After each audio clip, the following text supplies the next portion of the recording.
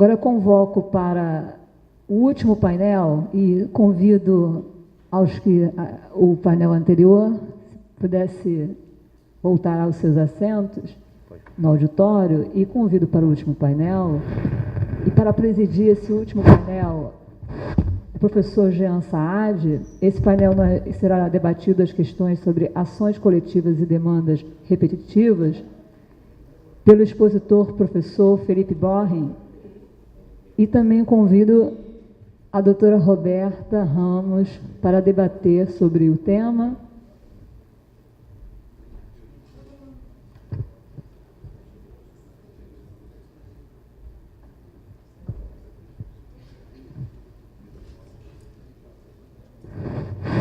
E o doutor Pedro Borges, também já apresentado. Passo já a palavra imediatamente para o presidente da mesa, professor Jean Saad, que é professor da Universidade Federal Fluminense, especialização em Psicologia Jurídica pela Universidade Estácio de Sá e doutorado em Ciências Jurídicas e Sociais pela Universidade Museu Social da Argentina, professor da Universidade... Não, juiz de direito titular da primeira vara de família de Niterói. Passa a palavra ao desembargador. Boa noite. Estamos encerrando agora o seminário Direito do Consumidor na Modernidade, e eu queria lançar uma ideia para reflexão. A ideia é a seguinte: o saber é aquilo que quanto mais se divide, mais se multiplica. Então é para isso que nós estamos aqui hoje, para nos abeberar da sapiência do nosso palestrante, tá? E dos nossos convidados também. O Dr. Felipe Borrin Rocha é defensor público aqui no estado do Rio de Janeiro, doutorando na UF, e também é autor de um livro chamado Manual dos Juizados Especiais Cíveis Estaduais, Teoria e Prática, está na 9ª edição, e inclusive foi lançado esse ano, né, professor? À minha direita se encontra a professora Roberta Ramos, da Universidade Cândido Mendes, da cadeira de Processo Civil, e ela é membro da Academia Brasileira de Direito Constitucional. Por fim, o promotor de justiça, doutor Roberto. Perdão. Promotor de justiça, doutor Pedro. Vamos passar a palavra ao nosso palestrante, e o auditório é seu. Ok. Senhoras e senhores, muito boa noite. Eu gostaria inicialmente de agradecer a organização do evento por esse convite. Eu estou muito honrado, muito feliz de estar aqui, e gostaria, eu sei que o evento teve vários organizadores, mas gostaria de agradecer na pessoa do meu querido amigo Plínio, que é uma pessoa querida que a gente já se conhece há bastante tempo, mas que eu sempre gosto de renovar esses votos de carinho e admiração. Você é uma referência no tema de direito consumidor aqui no Brasil, todos nós sabemos disso, né? E eu gostaria de agradecer, cumprimentar a mesa aqui na pessoa do professor Jean Alberto, cumprimentar meus colegas e cumprimentar aqui todos os presentes. É sempre um prazer ver tantas pessoas amigas aqui na plateia, né? Meus colegas defensores públicos, Fábio Schwartzman e Eduardo Scholl, meu colega promotor de justiça, Guilherme Martins, enfim, eu gostaria de cumprimentar a todos. E gostaria de cumprimentar a todos os presentes na pessoa do meu amigo, o Erson Rego. O Erson, a gente se conhece desde a época de faculdade, né? Você vê que está ficando velho quando seus colegas de pelada são desembargadores, né? O tempo está passando a galope, né? Mas o Erson também eu me sinto muito honrado de estar fazendo a conferência de encerramento desse seminário, mas isso também me lançou um peso tremendo, que é falar depois do Erson, que é uma coisa absolutamente ingrata. Mas eu gostaria de dizer, Erson, que para mim é muito gratificante, é praticamente um alívio ouvir um membro da magistratura falar o que você disse aqui. Eu estava dando uma palestra na semana passada na Universidade Estácio de Sá sobre juizados especiais, que é um terreno fértil para voluntarismo judicial. E aí eu disse na palestra para os alunos, e a maioria absoluta da palestra era composta de alunos, de audiência era composta de alunos, que o juiz não pode decidir por sua vontade. Ele é um agente do Estado, ele é um representante do Estado. E isso causou uma perplexidade, porque a realidade, né, um jornal nacional nos confronta com isso todo dia. Então, para mim, é um grande orgulho ter a sua amizade e poder ouvir um membro do Poder Judiciário dizer isso com tanta clareza, com tanta serenidade. Então, eu agradeço por essa sua manifestação. O que eu gostaria de falar aqui hoje? Eu gostaria de falar sobre a relação entre as ações coletivas e as demandas repetitivas, certo? Para isso, eu separei a minha apresentação em 4 tópicos, certo? E o primeiro tópico é exatamente falando sobre a importância das ações coletivas para a proteção dos direitos e interesses meta-individuais. Os senhores podem perguntar assim, poxa, mas isso é uma coisa óbvia. Por que precisa de um tópico para falar que as ações coletivas são importantes? Infelizmente, eu preciso de um tópico para falar que as ações coletivas são importantes. Por quê? Porque nos últimos 20 anos, o Congresso Nacional rejeitou liminarmente todas as propostas de lei que foram oferecidas no Congresso Nacional para aprimorar o sistema de tutela coletiva no Brasil. Para os senhores terem uma ideia, a comissão formada, presidida pelo ministro Herman Benjamin, com a professora Ada Pellegrini Gnove, que faleceu recentemente, professor Kazuo Watanabe, enfim, por pessoas brilhantes, elaborou o projeto de lei que ganhou um número no Senado, projeto 282 de 2012, para aprimorar o sistema de tutela coletiva do consumidor. Esse projeto foi apresentado em 2012. Em 2014, depois de 2 anos de intenso debate, esse processo foi arquivado na Comissão de Consumidor do Senado por irrelevância. Vocês vão falar assim, não, Felipe, você está brincando. Ele foi arquivado por irrelevância, foi arquivado por irrelevância. Felipe, eu não acredito. Vá na página do Senado e vejam que no dia 26 de dezembro foi publicado no Diário Oficial da União, na seção do Poder Legislativo, o relatório final dizendo que era irrelevante a matéria. Está publicada, a página 3, eu até decorei. Então, infelizmente, para mim, eu preciso ter um tópico dizendo que as ações coletivas são importantes. Pois bem, as ações coletivas, na verdade, elas existem desde os primórdios da sociedade. Nós podemos ver ações coletivas desde o direito romano, a Actio Popularis com um Lautum Perpetuum Cindrium, que é conhecida como a primeira ação coletiva que se tem notícia. Nós temos ações coletivas ao longo da história, até no período medieval, nós temos ações coletivas no direito canônico. Mas a realidade é que essas ações coletivas sempre foram pontuais. Você tinha uma situação excepcional e criava-se ou por lei ou por jurisprudência, você criava uma ação coletiva para tratar daquela situação excepcional. Esse quadro, ele só começou a mudar a partir da Revolução Industrial. Porque a partir da Revolução Industrial é que começaram a surgir as demandas de massa. E aí as demandas de massa exigiram uma mudança de mentalidade. E foi em cima dessa mudança de mentalidade que se verificou que as ações coletivas poderiam representar um meio adequado de promover o acesso à justiça quando você tinha esses grandes conflitos, esses macroconflitos. Então, a doutrina formada a partir da segunda metade do século XX, e aqui, entre vários doutrinadores, merece destaque o professor Mauro Capelletti, a doutrina formada a partir da segunda metade do século XX, construiu o entendimento de que a afirmação e o desenvolvimento da tutela coletiva seria uma das maneiras de promover o acesso à justiça, na medida em que promovia instrumentos adequados para que se tivesse uma tutela jurisdicional adequada a lidar com esses macroconflitos. Então, no mundo todo, isso foi um movimento mundial, tanto na Europa como na América, até no Oriente, começaram a surgir leis para tratar de ação coletiva de forma mais genérica. Na América e na Europa setentrional, você tinha um movimento um pouco mais antigo, e no resto do mundo, isso a partir da segunda metade do século XX, começaram a surgir leis em todos os lugares a respeito de tutela coletiva.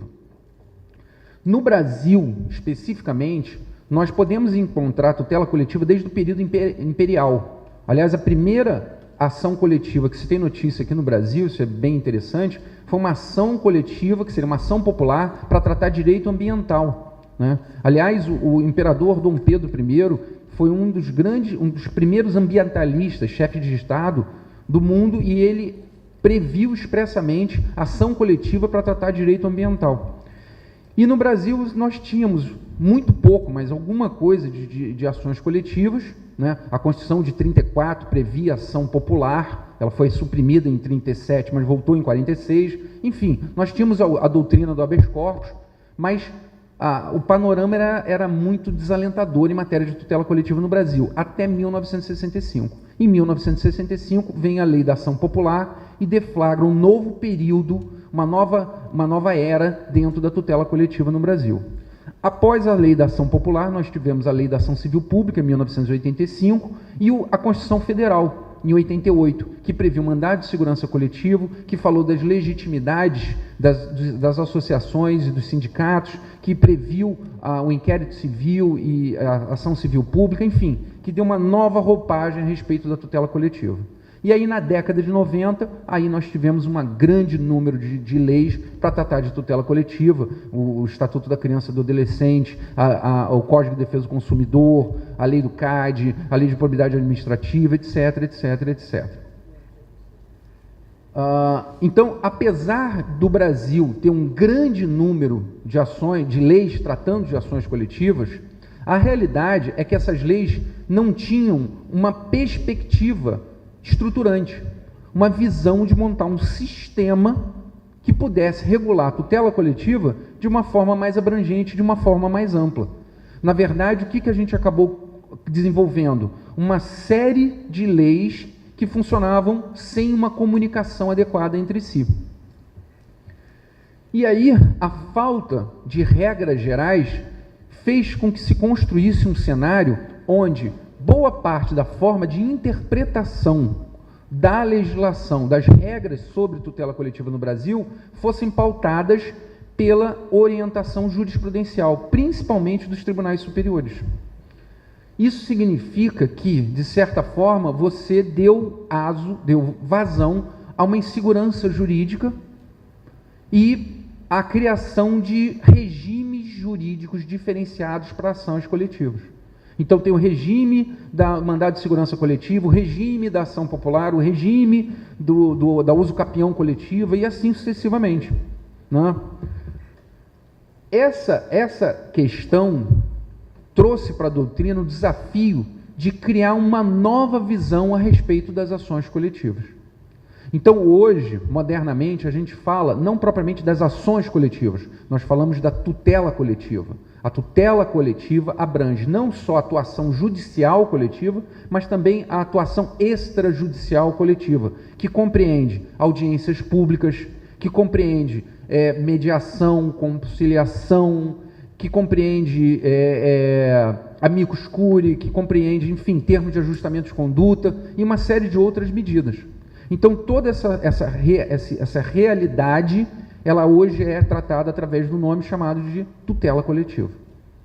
Certo? Qual é o segundo tópico que eu queria tratar com vocês?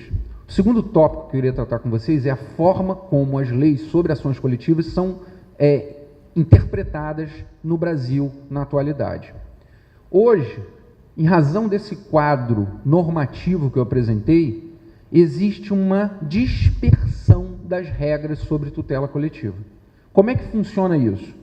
Hoje nós temos uma base que é formada pela conjunção da Lei da Ação Civil Pública com o Código de Defesa do Consumidor, e em cima dessa base, cada uma das modalidades de ações coletivas tem o seu regramento próprio, que aplica subsidiariamente o CPC e as leis especiais.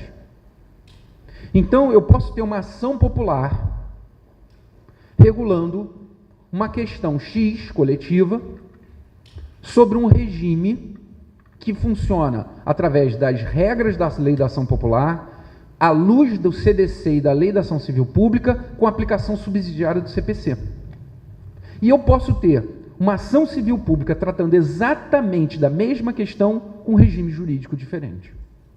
E isso traz insegurança jurídica, traz insegurança jurídica, isso traz um custo de efetividade, porque se você tem essas diferentes regimes, é claro que um regime funciona melhor do que o outro, e você tem também uma insegurança jurídica, além de uma perda do sistema como um todo. Então, por exemplo, a lei da ação popular prevê que o Estado, estando no polo passivo, ele pode brigar para o polo ativo.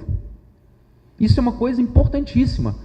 E isso poderia funcionar em todas as ações coletivas onde o Estado está no polo passivo. Por quê? Porque aí o Estado pode, como política pública, entender que o acolhimento daquela ação coletiva é interessante para a sociedade. E você tirar o Estado do polo passivo, mesmo que o Estado não faça nada no polo ativo, só tirar o Estado do polo passivo é um ganho, porque o Estado é defendido pelas procuradorias, e as procuradorias, que está dentro do papel delas, fazem tudo para defender o Estado. Então, você imagina, eu estou processando um fornecedor e o Estado, que regulou aquela relação de consumo. Se eu tiro o Estado do polo ativo, tiro do polo passivo e passo para o polo ativo, eu tenho um ganho no processo e na efetividade daquele direito. Então, isso é uma regra que está na lei da ação popular, mas que poderia ser aplicada para todas as ações coletivas. Mas que hoje não é assim que funciona. Hoje, a jurisprudência dos tribunais superiores enxergam as ações coletivas de forma atomizada, de forma dispersa, através dos seus próprios regimes. Terceiro tópico. Eu queria apresentar uma proposta. Eu coloquei aqui até uma nova forma de interpretação. Não é nova, propriamente dita, né? Mas é uma forma inovadora de interpretação das regras sobre ações coletivas. E o que eu estou defendendo dentro dessa nova forma? Em primeiro lugar, qual é a pedra de toque, qual é o referencial para que essa interpretação possa ser aplicada? Primeiro, é você reconhecer o direito do consumidor como um direito fundamental. Então, eu coloco aqui, inicialmente é preciso reconhecer que as ações coletivas são vistas como instrumentos de proteção judicial dos direitos fundamentais. Então, hoje, eu já tenho direitos fundamentais que são protegidos através de ações coletivas. Então, o instrumento já é um instrumento voltado para a efetivação de garantias e direitos fundamentais. Além disso, na própria Constituição Federal, nós temos a previsão de algumas ações coletivas, como é o caso, por exemplo, do mandado de segurança coletiva e da ação popular. E com base na doutrina do professor Ingo Starlet, que eu acho que eu não citei, acabei esquecendo de citar aqui, mas o professor Ingo Starlet ele diz que direitos humanos, que direitos fundamentais são uma categoria de direitos humanos positivados na Constituição. Eu sei que é um conceito um pouco controvertido e tudo mais, mas se a gente pegar esse conceito e a gente enxergar nesses dispositivos que existem na Constituição tratando de tutela coletiva, a conclusão que a gente chega só podem ser duas. De um lado, ou a gente tem algumas ações coletivas que são direitos fundamentais e que merecem um tratamento separado, e outras ações coletivas que não são, e aí vão ser ações coletivas de segunda categoria, ou então todo o sistema é um sistema que é rotulado, que tem status de direito fundamental. Então, para mim, é muito importante a gente ter como referencial que todo o sistema de tutela coletiva é um sistema garantidor dos direitos humanos através dessa lógica consagrada dentro da Constituição. E aqui eu gostaria de dizer que a Constituição não diz isso. A Constituição não diz que o direito, a tutela coletiva é um direito fundamental. Mas eu não consigo entender como a gente poderia ter um sistema onde parte do sistema é um direito fundamental, como o caso do mandado de segurança coletivo, e outra parte não é. Então, a minha interpretação é uma interpretação sistemática, é uma interpretação abrangente. Se vocês concordarem com essa visão, a gente pode passar, e aqui eu até coloco no slide, todos os artigos que a Constituição se refere sobre a tutela coletiva para embasar essa minha afirmação. Se vocês concordarem com essa colocação, o que seria a minha proposta? De que as regras sobre tutela coletiva fossem vistas de uma forma sistemática, formando um estatuto das ações coletivas, ou um microsistema das ações coletivas, ou um campo das ações coletivas, se você, dentro da linha de Luhmann, enfim. O nome não importa, mas você enxergar as ações coletivas como um todo. Obrigado. Como um todo. Então, se você tem uma regra, que é uma regra genérica, sobre ações coletivas, mas que está dentro de uma lei, como esse exemplo que eu dei agora da ação popular, e essa regra tem que valer para todas as ações. Então, as ações coletivas têm as suas especificidades. Por exemplo, a ação popular, ela só pode ser proposta pelo cidadão. Isso não pode ser modificado. Mas o que tiver dentro da lei da ação popular que possa ser utilizado em outras ações coletivas, a gente viria isso como um todo, como um sistema integrativo. Então, essas são as duas afirmações que eu gostaria de fazer para a gente desenvolver o meu próximo tópico. Primeiro, as ações coletivas, a tutela coletiva, de uma forma geral, é um direito fundamental e as regras sobre tutela coletiva têm que ser enxergadas através da técnica do diálogo das fontes, que a professora Cláudia Lima Marques trouxe para o Brasil, de uma forma integrativa, de uma forma coordenada, de uma forma que permita extrair regras comuns que façam com que as ações não tenham regimes jurídicos diferentes, como ocorre hoje. Pois bem,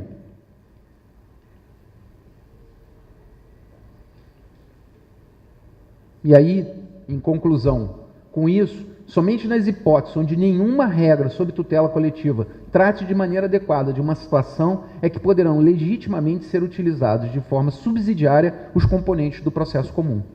Então, hoje, como é que funciona? Lei da Ação Civil Pública e Código de Defesa do Consumidor, lei especial e CPC e outras leis. A minha proposta: todas as leis sobre tutela coletiva sendo enxergadas em conjunto, e na omissão dessas leis, aí sim aplicar subsidiariamente CPC e outras leis de forma subsidiária, certo?